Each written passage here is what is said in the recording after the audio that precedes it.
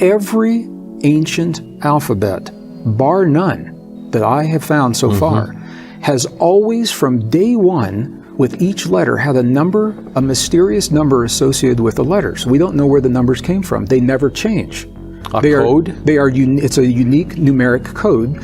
The study of that code is called gematria, and it was actually formalized. The laws, 32 laws of gematria, were formed in the 2nd century. They were formalized in the 2nd century.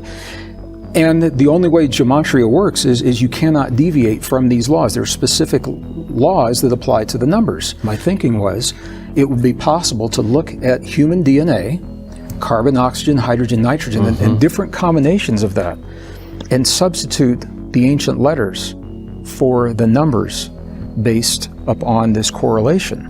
The numbers of the atomic mass are the numbers that equate to the mysterious letters in the ancient alphabets.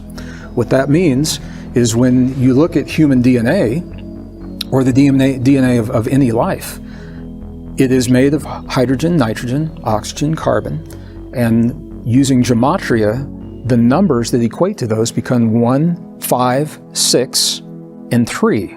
3 is with the carbon. And when you then take a table, one of the ancient tables, and you're able to correlate those numbers with the letters, the introduction in every cell of every form of life, carbon-based DNA, the introduction is the same. And the first translation literally reads, literal, God eternal within the body. God eternal within the body. And God that is depicted in the DNA is actually spelled the way that the name of God was spelled in the ancient text before it was removed 6,800 times. The first letter in all human DNA, if you can look at what's called the genetic code, CTAG, every one of those is made up of combinations of carbon, oxygen, hydrogen, nitrogen, and they are arranged. I don't want to be really technical when I talk about this, but they're arranged different numbers of carbon, oxygen, hydrogen, nitrogen atoms.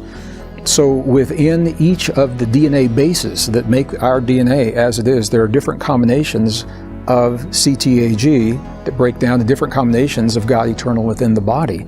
And the God within ourselves, within our DNA, is literally the same spelling of the God that was taken from those texts. Now here's the beauty, I just have to say this. All right.